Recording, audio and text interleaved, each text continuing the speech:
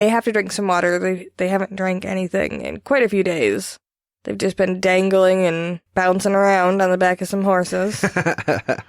But they won't recognize you. They won't know where they are. And don't be afraid. They're not going to be able to talk to you at all.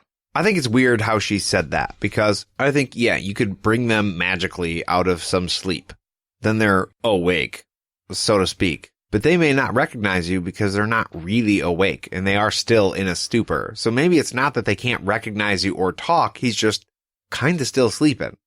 We just got him to physically sit up and drink some water. Yeah. Yeah, no, I think you're right. His eyes are going to pop open, but he's still passed out. He's just drinking in his sleep. Right. So, yeah, you're right. Don't be like, hey, buddy, what's up? Yeah, you're not supposed to startle someone in their sleepwalk. Right. Especially a fucking wizard. Oh. Right? So, Addie has Richard grab her a bucket of water and an ancient bone rattle off the wall. When Richard asks what's inside, she replies by telling him there's dried human eyes inside. Weird. And he's cool. Doesn't freak out at all. I feel like there has to be a certain way that she dried these eyeballs, too, because normally I feel like eyeballs just, like, disappear. Like they would jelly? Yeah. As gross as that is. No, you're probably right. You got to dehydrate them somehow. Yeah. Maybe bake them in an oven. Weird. Leave them out in the sun. I don't know. I wonder if that's something you could find on Google. I'm sure it is. I don't feel like looking it up, but you can if you want. Yeah, no, we're good. She begins shaking the rattle over Zed and Chase, and after about 15 minutes, Zed sits up and he drinks about half the bucket of water, and then she repeats the process with Chase. Yeah, it says Richard was relieved to see Zed sit up. And, I mean, you would be. He can physically move, so the guy's not dead. Maybe we are going to get out of the woods on this one. Right. But even reading it, I immediately have the instinct to be like, talk to him. And be like, dude, you okay? She specifically told you can't do that. Yeah. I kept feeling like he might anyways, too. Right. He's the seeker. He's asking questions is what he does. It's his game. After they both get their fill of water and go back to sleep, Addie asks Richard if he can make some food, and he decides to make apparently the only thing he knows how to make. Yeah, it's the only thing he says he has a recipe for. It's the only food they've really talked about other than pieces of cheese. Or sausage. So while Richard made dinner, Kahlan and Addie sat and talked with each other, and I remember it saying he saw two people exchanging stories from home. Yeah, that's what it looked like. So it was kind of a sentimental moment. Like, you know what? I'm just going to let them do their thing. And dinner's done, taken care of. I assumed Richard did the dishes afterwards because he's a nice fella. Yeah. And they're still talking, and apparently in a language that he can't understand anyways, but he's going to just leave him to it. And he asks Addie if he can go cut firewood. Like, hey, can I do some good manual labor? And it says that too. It's like, he enjoyed sweating and using his muscles, and the people don't enjoy that. People don't enjoy that, Richard. Knock it off. Stop making us all look bad. Right. But, Richard, he goes out there and he takes his shirt off so it doesn't get wet, dampened from the sweat. Because, Terry's horny. And he chooses the hardest wood to cut, too. Of course he does. He's just the best person ever.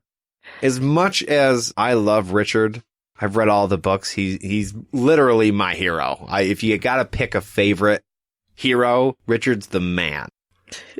I also feel like you could potentially get annoyed with how good he is all the time, fairly quickly. He does have some faults. We'll find him. Don't worry. To amuse himself, he pretends it's Dark and Rawl's head, and when it's a really tough piece of wood, he's pretending it's the red-headed man. And just like that, I'm right back on the same page with Richard. Yeah. Totally get it, buddy. Just splitting some heads over here.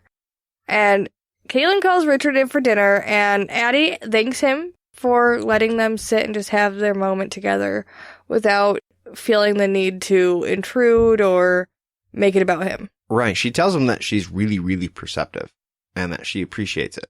Yeah. It really meant a lot to her. So Addie tells Richard, look, your friends, they're going to be out for another 5 to 10 days. I can't really say exactly how long, but they're definitely going to be at least that long. she says that every day you're going to have to wake him up, you're going to have to give him a drink, and you're going to have to feed him gruel, which just whatever you're eating's fine. Oatmeal, maybe? Like, it doesn't have to be gruel. Yeah. Right? Come on, what the hell? And Zed would never approve. No. I feel like even though he's out cold like this, there's a little piece of Zed that's awake. And he's like, fuck you, don't you feed my body that, you bastard. Give me the cheese, fucker, the cheese. You can melt it down. I've seen him do it, Richard. And this is when she tells him he's got to decide. He's got to figure out if he's going to wait for them to get better or if he's going to go on without them. So the thing from the last chapter is now fully in swing. Yeah. Hey, remember that forewarning that I gave you? Right. Which is another thing that Terry is really good at doing. The foreshadow. You read shit all the time that you have no idea means anything until 10 chapters from now. Yeah. And I feel like I've probably missed a ton of them. Well, we know that there is something secret here in the beginning that nobody's ever brought up. Terry said that in the AMA. That's true. His specific words were, they'll never tell. Yeah. I imagine we're past the point he's talking about. Who knows? We're not that far into this book. But Richard makes a decision. He decides they can't wait. They gotta leave without Zed. He wasn't planning on Chase coming anyways. And even though Zed had a plan for them, it may not have worked anyways.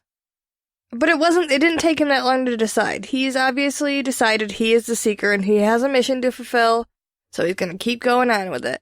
And Kahlan and Addie both seem to agree it's the right choice. Addie says after a good night's sleep, I'll tell you what you need to know to get across the boundary. And then she says the thing that really caught my attention. She says, and how I lost my foot. Boom. Now we know from the first time we saw her that she was missing a foot. Obviously, she's been using her crutch this entire chapter. I was amazed that nobody was ever like, so what happened to your foot before this point? I know that they had to get Zed and Chase healed, but Addie was the one making it take all that extra time, even though we know now once they got into the house, something was being done. So they weren't exactly in a hurry. So the emergency thing doesn't really track. So why wasn't anybody? I mean, especially a guy like Richard. He's always asking questions. Maybe it is a little rude. Richard has crossed the lines of rude a few times, though, so... That's true. But that's the end of the chapter. Yep, that's where it's left. They decide that they're going to move on without Zed and Chase because the mission has to be completed, and they don't have 5 to 10 days to wait. Right. They gotta go. So we have to go too for now. Aw. Yeah, I know. But if you guys wanted to send us an email so maybe we could talk more, you can send an email to podcastatt@gmail.com. You see that transition, JD? So nice. Boom. I liked it a lot. You can find us on Facebook and Instagram at podcastatt or on Twitter, podcast_ATT. I've actually been hopping on there a little bit more lately, and I kind of like Twitter. It's not all bad.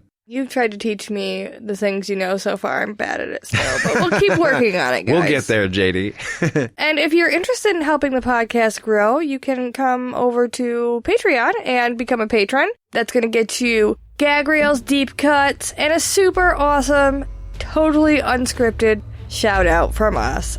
We'd love to see you over there. Absolutely. Thank you guys for listening, and we'll see you real soon. Bye.